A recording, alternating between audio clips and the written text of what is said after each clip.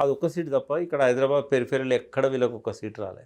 Correct. ఈ ఎమ్మెల్యేలు అందరినీ తన దిక్కు తెచ్చుకోవడానికి పార్టీని కంప్లీట్గా కేసీఆర్ ఎట్లయితే కాంగ్రెస్ పార్టీని బీఆర్ఎస్లో విలీనం చేసిండో బీఆర్ఎస్ను కాంగ్రెస్లో విలీనం చేసుకోవడానికి అవసరమైన 26 మంది స్ట్రెంత్ కోసం ఇక్కడ ఓట్లు వేసిన అందరి మీద ఒత్తిడి తీసుకొచ్చి వాళ్ళు ఇండ్లు కూలగొడుతూ ఎమ్మెల్యేలను తన దిక్కు తెచ్చుకోవడానికి చేసిన కాన్స్పిరసీ అందులో కొంత సక్సెస్ అండి. ఎందుకంటే ఎన్కన్వెన్షన్ మీద దాడి తరంగానే ఆ సామాజిక వర్గం వాళ్ళంతా పోయి ఆ సామాజిక వర్గానికి సంబంధించిన ఎమ్మెల్యే మీద ఒత్తిడి తెస్తే గాంధీ అంటే నాకు చాలా గౌరవం. విద్యార్థి దశ నుంచి ఉద్యమకారుడు, మా ఆర్గనైజేషన్లో నాతో పాటు పనిచేసిన వ్యక్తి. అటువంటి వాడు కూడా తల వంచి ఆ పార్టీలోకి పోవాల్సిన పరిస్థితి తీసుకొచ్చాడు. ప్రకాష్ గౌడ్ టీఆర్ఎస్కు చాలా లాయల్, 3 సార్లు గెలిచాడు. అతను ఆ పార్టీలో పోవడానికి కాలేరు వెంకటేష్ మీద పెత్తనం చేయబడింది కానీ ఆడ కాలేదు. చాలా మందిని శ్రీనివాస్ రెడ్డి గారు వీళ్ళందరూ ఎట్లా అనేది ఏ రాజకీయ నాయకుడైనా ప్రతి పార్టీలో గతంలో కూడా బయటికి చెప్పేది ఒకటి ఉంటుంది, లోపల చేసేది ఒకటి ఉంటుంది. ఒత్తిడి ప్రజల కోసం మూసీ కోసమో కాదు, ఫండ్స్ కోసము ప్లస్ ఈ పార్టీ ఎమ్మెల్యేలను లాక్కోవడానికి.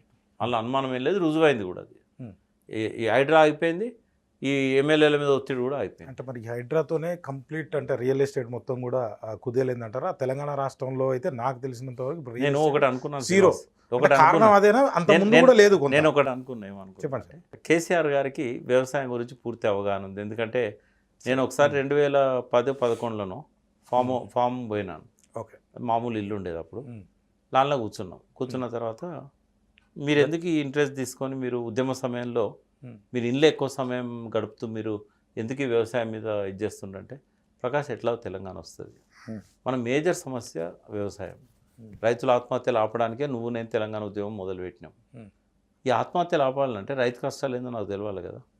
అంటే ఖాళీగా ఉన్నప్పుడల్లా పక్క రైతులను పిలుచుకొని ముచ్చట్లు పెట్టుకుంటాడు. అంటే నేను దానికోసమే వ్యవసాయం చేస్తాను తప్ప దీని మీద ఏదో ఆదాయం వస్తుందని ఇది నాకు అవసరం అని నేను చేయట్లేదు. నాకు తెలియాలి. నేను మా నాయన కాలంలో ఎప్పుడో వ్యవసాయం ఉండేది, నేను ఎమ్మెల్యే అయిన కానీ ఎన్నడూ వ్యవసాయాన్ని పట్టించుకోలేదు. మళ్ళీ నాకు అవగాహన రావాలి. అయితే ఆయన అనుకున్నట్టే 10 ఏళ్లలో వ్యవసాయానికి అందలం ఎక్కించిండు, రైతులు అడగకపోయినా వాళ్ళ సమస్యలు పరిష్కారం చేసిండు, ఆత్మహత్యలు తగ్గడమే దానికి సాక్ష్యం. బట్ రేవంత్ రెడ్డిని ఏమనుకున్నా అంటే ఏది ఎట్లా ఉండని రేవంత్ రెడ్డి రియల్ ఎస్టేట్ మాత్రం అద్భుతంగా ముందుకు తీసుకెళ్తాడు. కానీ ఆయన జీవితమే అని ఉంది. ఆయన రూపాయి సంపాదన కాడ నుంచి ఇలా 100,000 కోట్ల సంపాదన వరకు మొత్తం రియల్ ఎస్టేట్. ఇప్పుడు లేదంటున్నా సార్ నేను. రేవంత్ రెడ్డి ముఖ్యమంత్రి కాగానే నేను ఎక్స్పెక్ట్ చేసింది ఏ రంగమన్నా కాలబెట్టని ఈయన తలగబెట్టని, ఓకే, రియల్ ఎస్టేట్ రంగాన్ని మాత్రం బాగా అభివృద్ధి చేస్తాడని నమ్ముకున్నాను. ఇవాళ -10 మార్కులు ఇస్తే రియల్ ఎస్టేట్ రంగంలో ఆయన చేసిన దానికి. ఎవడన్నా రియల్ ఎస్టేట్ మీద ఆయన రియల్ ఎస్టేట్ ఆయన జీవితం, ఆయన అనుభవం. నేను మాట కూడా అన్నా, ఎక్కడ లోయలు ఉన్నాయి, ఎక్కడ నదులు ఉన్నాయి, ఎక్కడ వాగులు ఉన్నాయి, తెలంగాణ భూగర్భ స్వరూపం అంతా కేసీఆర్కి అర్థమవుతుంది, చెప్పగలుగుతాడు, కళ్ళు మూసుకొని చెప్పగలుగుతాడు. కరెక్ట్. కానీ నువ్వు సర్వే నెంబర్ చెప్తే ఓనర్ పేరు, బౌండరీసు, ఆ ల్యాండ్కున్న డిస్ప్యూట్ ఏంది మొత్తం చెప్పగలిగేటోడు రేవంత్ రెడ్డి హైదరాబాద్ సరౌండింగ్లో. అంటే ఈ సర్వే నెంబర్ల మీద రియల్ ఎస్టేట్లో రేవంత్ రెడ్డికి ఉన్నంత నాలెడ్జ్ హైదరాబాద్ నగరంలో ఎవ్వరికీ లేదు, ఏ రియల్ ఎస్టేట్ కంపెనీకి లేదు.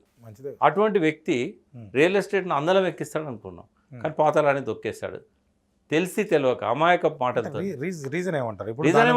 ఎవడైనా ఒక్క శ్రీనివాస్, నీ దగ్గర గవర్నమెంట్లో డబ్బులు ఉన్నాయంటే ఎవడన్నా వచ్చి పెట్టుబడులు పెడతాడు. రావడమే అప్పల కుప్ప చేసిండు, ఖజానా ఖాళీ అయిపోయింది, లంకె బిందెలు అనుకుంటే ఖాళీ కుండలు దొరికినాయి. ఇదా ముఖ్యమంత్రి మాట్లాడే మాట? ఇంకోటి, లంకె బిందెలు ఉంటాయా సెక్రటరియట్లో?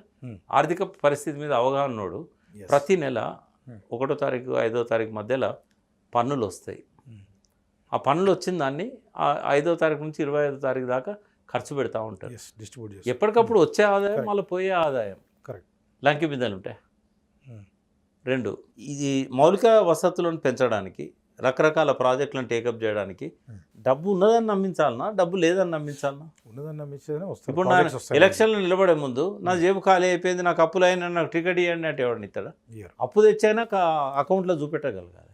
మరి ఏ తెలివితో మాట్లాడండి ఆయన. అదే అట్లున్నది అంటే మూలిగా నక్క మీద తాటి పండు పడడం, గోరు చుట్టు మీద రోకడి పోవడానికి అంటారు, చూసినావా? కరెక్ట్. ఈ సామెత కరెక్ట్గా సరిపోయింది రేవంత్ రెడ్డికి. ఒక పక్క కుదేలైంది రియల్ ఎస్టేట్ అని అంటే హైడ్రా పట్టుకొచ్చిండు, మూసి పట్టుకొచ్చిండు. ఇప్పుడు ఎవరన్నా కొనాలంటే భయపడిపోతున్నారు. ఇచ్చిన అడ్వాన్సులు కనీసం కొన్ని వేల మంది రిటర్న్ తీసుకోండి. అంటే ఓ విధంగా హైడ్రా మంచిదే కదా సార్. అంటే ఇల్లీగల్ ప్రాక్టీస్ ఏమన్నా ఉంటే అదంతా కూడా వెళ్ళిపోయే ఈ ఛాన్స్ అవకాశాలు ఎక్కువగా ఉంటాయి కదా. నువ్వు ఏ మంచి పథకాన్నైనా Hmm. అమలు చేసేటప్పుడు దాని సాధక బాధకాలు దానివల్ల వచ్చే రిపర్కేషన్స్ పాలసీ డిజైన్ చేయాలి యాక్చువల్గా. ఏది పడితే అది కొత్త పిచ్చోడు పొద్దురగా అన్నట్టు అట్లా పోతారా? Hmm. నేను వాడు అడుగుతా ఒకటి, ఎస్ సార్, నేను ఇప్పుడు మీ ఛానల్లో ఒక మాట చెప్తే ఎస్ సార్, ఒక 50,000 కేసులు అయితే రేవంత్ రెడ్డి మీద, చెప్పండి. ఎఫ్టీఎల్ఏ లేదు కదా, బఫర్ జోన్ ఎట్లా డిసైడ్ అవుతుంది? ఎఫ్టీఎల్ ఎట్లా డిసైడ్ అవుతుంది? ఎఫ్టీఎల్ అంటే సార్ ఇప్పుడు లైక్ ఇప్పుడు వర్షం బాగా పెద్దగా వచ్చింది, వరద వచ్చినప్పుడు సపోజ్ నేను ఆ స్క్రీన్ దగ్గర ఉన్నప్పుడు అంతవరకు మునిగితే ఇంతవరకు ఒక పాయింట్ పెట్టుకుంటాం. దాని తర్వాత బఫర్ జోన్ అంటే ఒక 100 మీటర్స్. జనరల్ డెఫినేషన్ చెప్తాను, అంటే నాకు కామన్ మ్యాన్గా అంతే తెలుసు సార్, మీరు చెప్పాలి. అది తప్పు. అది మీరు చెప్పాలి. నీకున్న ఆలోచన తప్పు. అంతే, నాకు అంతవరకే తెలుసు. తప్పు అది. ఎట్లా డిఫైన్ చేస్తారు మరి? దానికి ఒక రికార్డు ఉంది 80-90 సంవత్సరాల నుంచి. ఓకే. ఎఫ్టీఎల్ ఎక్కడి నుంచి ఎక్కడి వరకు ఎఫ్టీఎల్ అనేది రికార్డు ఉంది.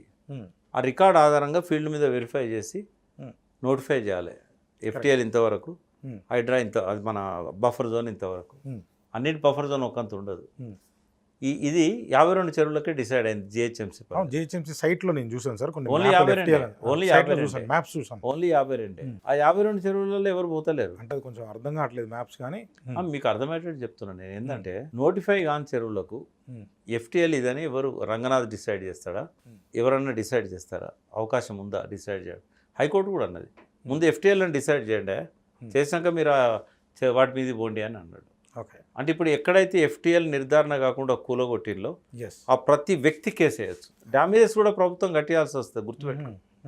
నువ్వు సుప్రీంకోర్టుకి అప్పీలు పోయినా కూడా, సుప్రీంకోర్టు అప్పీలు పోయినా కూడా దానికి కట్టాల్సిందే.